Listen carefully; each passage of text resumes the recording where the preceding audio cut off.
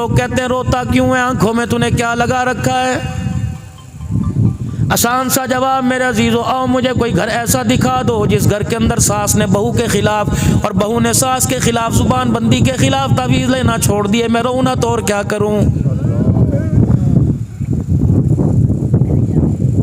بیوی میں کے بیٹھی ہوئی ہے، محلے والے کہہ رہے ہیں، رشتہ دار کہہ رہے ہیں، خاندان والے کہہ رہے ہیں لاتا کیوں نہیں؟ کہا جی پتہ نہیں اسے کیا ہو گیا۔ وہ کہہ رہی ہے جب تک اپنے بھائیوں سے علیحدہ نہیں ہوگا اس وقت تک میں تیرے ساتھ نہیں رہوں گی، ورنہ مجھے طلاق دے، مجھے بتاؤ میں رہوں نہ تو اور کیا کروں؟ 4 بیٹوں کا باپ ہے، اللہ اکبر میرے عزیزو، گھر کے اندر فقیرانہ زندگی گزار رہا ہے۔ یقین جانو ایک مرتبہ سے دوسری مرتبہ روٹی مانگتا ہے، کہتا ابا جی بچوں کی اسکول کی فیس دوں یا تیرے لیے روٹی کا انتظام کروں، بتاؤ میں رہوں نہ تو اور کیا کروں؟ کوئی دل کا اخبار تو دکھا دو، کوئی دل کا ٹی وی چینل تو دکھا دو کہ اولاد کے ہاتھوں سے ماں باپ ذلیل نہ ہوئے ہوں، بتاؤ میں روں نہ تو اور کیا کروں؟ ملک پاکستان ہے اور میرے عزیزو اللہ اکبر، مدرسوں پہ حالات آتے ہیں، گھروں میں حالات آتے ہیں، ہماری گلی کے اندر کتا کتے کے ساتھ لڑائی کر لے پوری دنیا کو پتہ لگ جاتا ہے۔ بتاؤ آج تک عیسائیوں کی کوئی خبر آئی؟ آج تک یہودیوں کی کوئی خبر آئی؟ آج تک کالے کافروں کی کوئی خبر آئی؟ یقین جانو وہ گھر کی بات گھر کے اندر رہنے دیتے ہیں۔ مسلمانوں اس وقت تک تیرا میرا ایمان ہی مکمل نہیں ہوتا، اس وقت تک تو میں مسلمان ہی نہیں ہوتے جب تک ایک دوسرے کی ذات پہ کیچڑ نہیں اچھال دیتے ہیں۔ خدا کا قرآن کہتا ہے یا ایھا الذین آمنوا اجتنبوا کثیرا من الظن ان بعض الظن، او لوگو جو ایمان لائے ہو ایک دوسرے کی بدگمانی سے بچا کرو، یہ ایسا گھنونا گناہ ہے کہ لوگوں کے بیت اللہ کے طوافوں کو ضائع کر کے رکھ دیتا ہے۔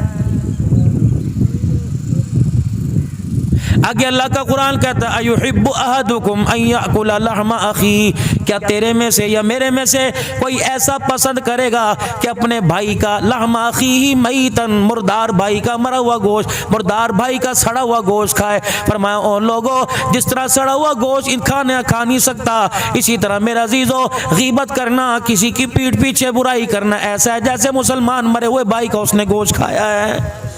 اٹھاؤ سورہ حجرات۔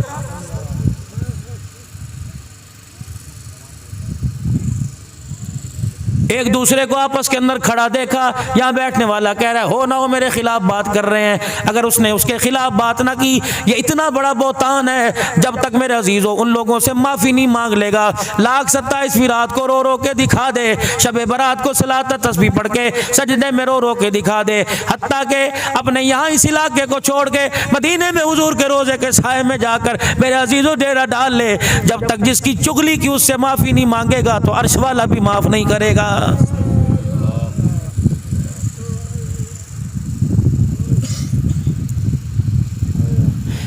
تمہارے علاقے میں کوئی پیر صاحب آوے گا، کوئی بڑا اللہ والا آوے گا، سید جاوید شاہ صاحب آ جائیں گے، حضرت خاکوانی صاحب تشریف لے آئیں گے، کوئی بڑا اللہ والا حضرت پیر محمد شاہ صاحب دامت و فیوزم تشریف لے آویں گے، میرے عزیزو تم ان کے ہاتھ پہ بیعت کرو گے، وہ اپنا کپڑا اپنا رومال تمہارے ہاتھ میں پکڑاویں گے اور کہیں گے یا اللہ میں نے آج تمام گناہوں سے توبہ کی اور آج کے بعد میں کوئی گناہ نہیں کروں گا، اس چیز کا میں نے ارادہ کیا، تیری توحید پر، نبی کی رسالت پر اور آخرت کے دن پر ایمان لایا، یہ بیعت کر لی۔ میرے عزیزو تم ان کے مرید بن گئے، ایک بیعت آپ نے میں نے اللہ سے کی، چھٹا کلمہ پڑھو، اور چھٹے کلمے کے اندر کیا جا رہا ہے؟ اللہ اکبر، پروردگار عالم اعلان فرما رہے ہیں، اپنے حبیب کی زبانی اعلان فرما رہے ہیں، من الکفر والشرک والکذب والغیبۃ والبدعۃ والنمیمہ والفواحش والمعاصی والبہتان کلھا واسلمت واقول لا الہ الا اللہ محمد الرسول اللہ۔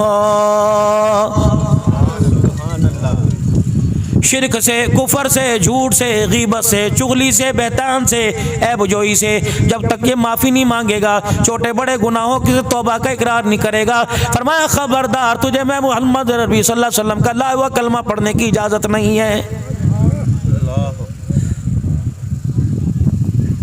زنا کو تو میرے عزیزوں گناہ سمجھ لیا، کسی کو زنا کرتے دیکھ لیا، کسی کو زنا کرتے پکڑ لیا، کسی کو بدکاری کرتے پکڑ لیا، یا کسی کے بارے میں پکی سچی تحقیق ہو گئی، تھانے والے بھی حرکت میں آ جائیں گے، عدالت والے بھی حرکت میں آ جائیں گے، پر پنچایت والے بھی حرکت کے اندر آ جائیں گے۔ رحمت دو عالم نے فرمایا الغیبت اشد من الزنا، فرمایا زنا کرنے والا معافی مانگے گا معافی مل جائے گی، غیبت کرنے والا جب تک جس کی غیبت نہ کی اس سے معافی نہیں مانگے گا تو عرش والا بھی معاف نہیں کرے گا۔ اور غیبت ہے کیا؟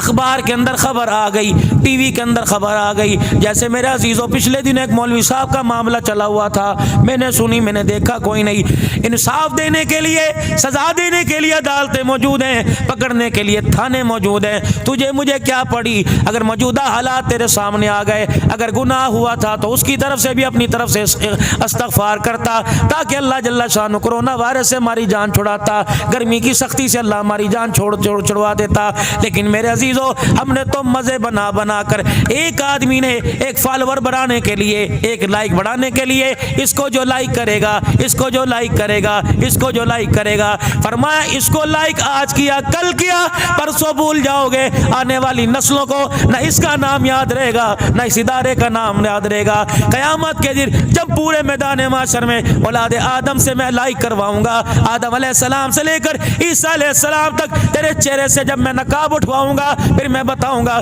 یہ وہی کتا ہے جو لوگوں کے سامنے اللہ اللہ کرتا تھا اور حجروں میں بدکاری کیا کرتا تھا، نہ اپنی چھوڑی، نہ دی بہن کی چھوڑی، نہ مامے چاچے کی چھوڑی، نہ محلے والی چھوڑی، نہ کسی رشتہ داروں کی چھوڑی، حالانکہ اس کے اندر حلال موجود تھا، یہ روڈوں پہ بیٹھ کر حرام کے مزے لیا کرتا تھا۔ بھلا تم انصاف کرو، جس آنکھ نے اتنا زنا کیا ہو، اتنا اللہ کے غیر کو دیکھا ہو، تم انصاف کرو کیا وہ آنکھ اللہ رسول کے دیدار کے قابل ہے کہ نہیں ہے؟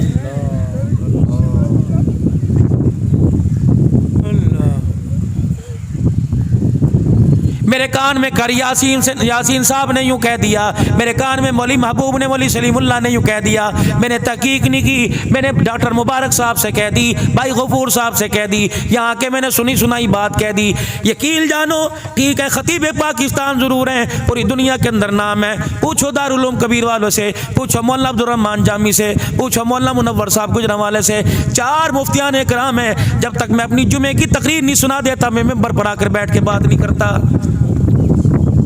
ہمارا مفتی شراح صاحب پیر محل اگر کوئی حدیث پڑھنی ہوتی ہے اول تو میں ڈر کے پڑھتا ہی نہیں، زیر زبر میں کمی نہ آ جائے، پڑھنی ہوتی ہے میں اللہ کی قسم اسے 3-4 مرتبہ سناتا ہوں، پھر اس سے کہلواتا ہوں، پھر میں کہتا ہوں آپ مجھے اجازت دیں، پھر میں ممبر پر آ کے بیٹھتا ہوں۔ کیا سمجھتے ہیں بات نبی نے کی نہ ہو اور میں بات ممبر پر بیٹھ کر جبہ گبہ پہن کر اپنی تقریر چمکانے کے لیے وہ بات نبی کی طرف منسوب کر دوں، خدا کی قسم تمہاری واہ واہ ہو جائے گی، قیامت کے دن میرے منہ سے حوض کوثر کا پیالہ چھین لیا جائے گا۔